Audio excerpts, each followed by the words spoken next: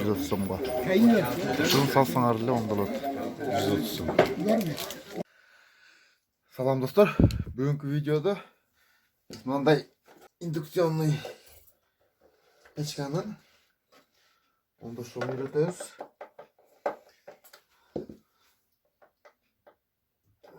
Bunu oңдош өтө эле оңой.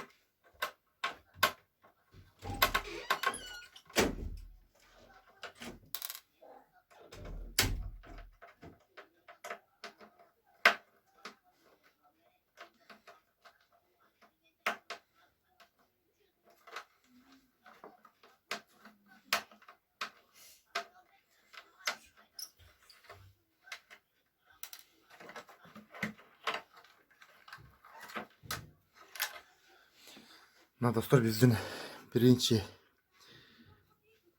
себеби ушу печканын бузулганы. Вентилятору кургап, чаң толуп, ушундан иштебей калган. Кулер деп коет муну. Кыргызча которулганда музаткыч деле которулат. Ушу музатып турат ушу ичин. Бул музатып турбаса, печка күйүп калат. Биз азыр мынакей жаңын алып келдик. 100 сом турат экен базарда. 100 сом эле оңдолот азыр.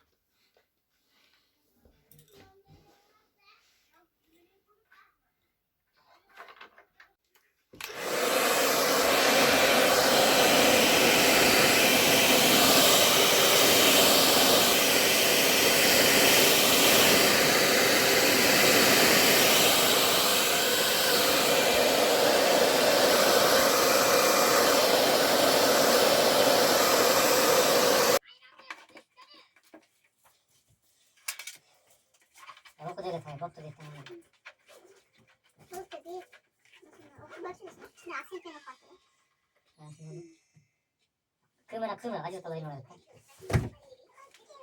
이제 그냥 어쩌죠?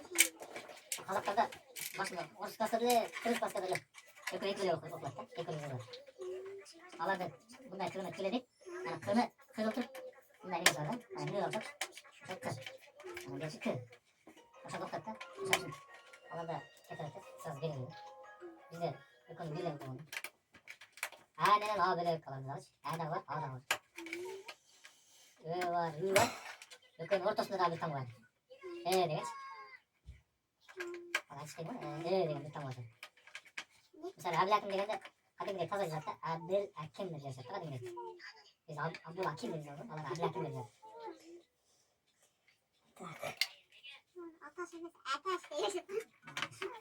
Atas vereceğiz. Ne demek? Diyor var mısın? Hadi mı yazıyor? Niye kestek atayım? Ne? Hadi. Tilde de yarı ona kadar mı? Yok, şu cesi az vez para ettiler. Yok, karı getiriyor tamam. Ya, tilde para tamam mı? Ama üstüne koy tamam. Yok, şu ne kaskar? Ne ama kan çıkan kapatın var mı? Video öyle dadır. Yok. Yok. Yok kadar get oldu. Get falan? Sıra soğuk kan darıcı. Ne soğuk oldu değil. Biz sürüyoruz canım tamam. Var.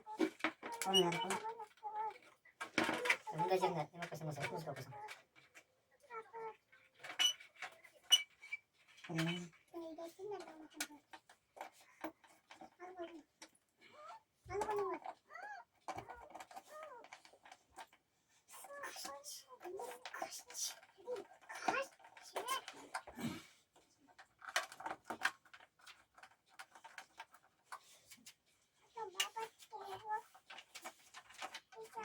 Mına kecan kuler işledi.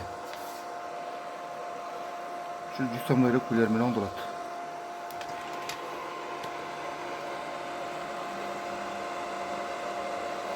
Şu жерге чаң толуп, эскиси иштебей калат.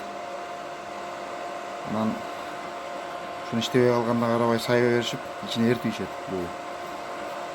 Ошо мотор иштебей калган малды эле өчүрүш керек дагы. Сразу күлерди алмаштырыш керек.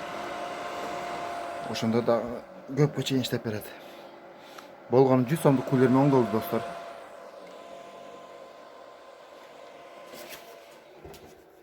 Мына эски күлерибиз.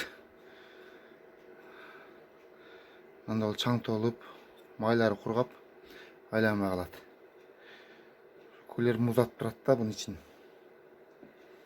Ушунусун эле убагында алмаштырган болсоңор, андай печкалар дагы көп иштеп берет силерге.